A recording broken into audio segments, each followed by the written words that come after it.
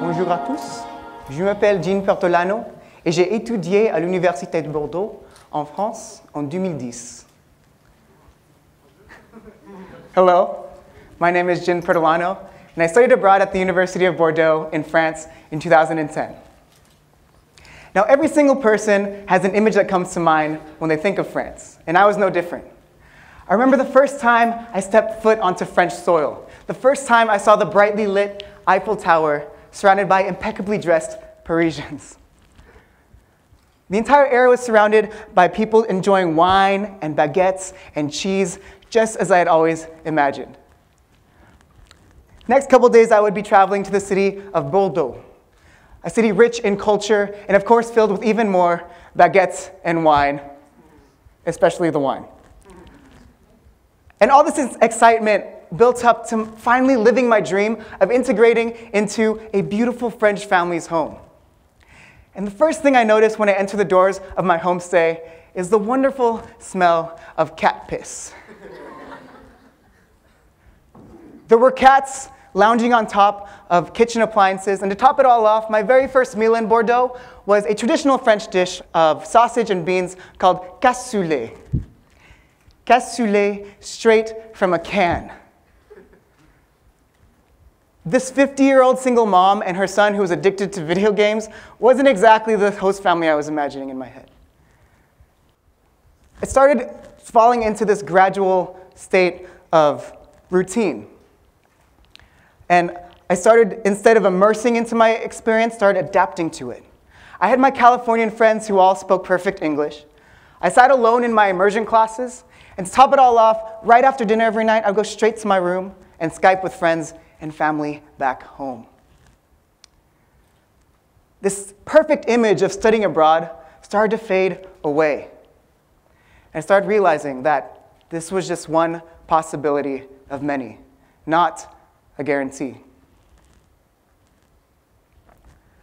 So I knew that I needed to be more emotionally and intellectually present rather than just being physically present. Otherwise, this time and experience I invested into the time abroad would be put towards everything I could have just done in California. So, in my class called Marketing International, which is French for international marketing, I decided to just go for it. I decided to raise my hand in front of the entire class and join in the discussion. And I don't even remember what the heck my question was.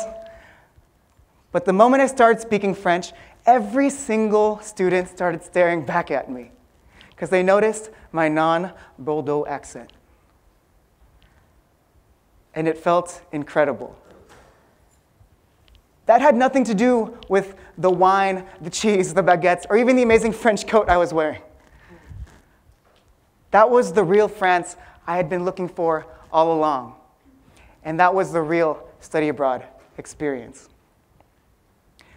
I started becoming more comfortable with my French, talking to people randomly on the bus, talking to people in the marketplace more than my simple bonjour I tried to do.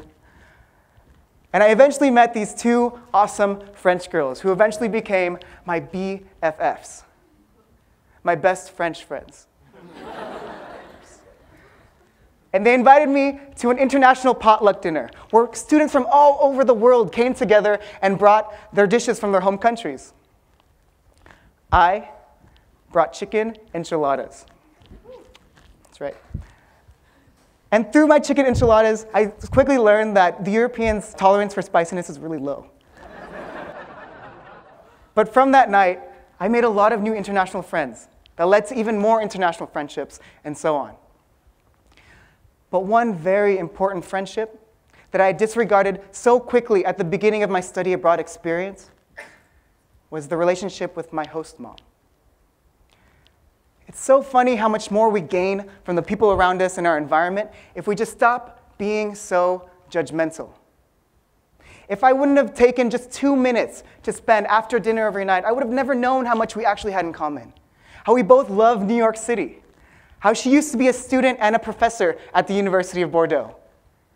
Even opening up about her ex-husband, her religious beliefs, her political beliefs, all while talking in French with her. And as we were opening up to each other, I forgot all about her mediocre cooking, her fashion sense or lack thereof, even the smell of cat piss that was still in the air.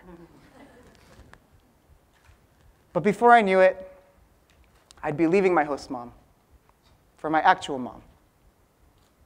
It was time to go home. And the 9 hours I spent stranded at the Gare du Nord train station in Paris started getting me thinking about how each environment, like this train station, like the people I met while I was abroad, how it's so temporary. At one moment, there will be this community of people that will never exist together ever again. And if you don't take advantage of those potential experiences, they'll be gone forever. I realized when I returned from abroad that that could happen right here at UC Irvine, right here in California or wherever I was. Because when you go anywhere, simply going to college for the first time, going abroad, or even going home to your own family, your experience is not guaranteed. You still have to go above and beyond just standing there. Now, in terms of our future career goals and anyone looking for the next step, know that the next step really doesn't exist. I could have easily abandoned my love for music after I graduated, but I went above my safety net of just working a 9-to-5 job in finance. So many people feel as if they don't find a well-paying full-time job in the career that they want, that their lives are at a standstill. But this is the most opportune time for you to engage in your environment, to explore what you truly love, and to create your own experience, instead of waiting for the next step to magically fall in your lap. All I know now is that I need to take advantage of each environment I'm surrounded with and simply do whatever makes me happy. I'm breaking away from the safety and comfort that we're boxed into because I now view time and experiences as the new currency.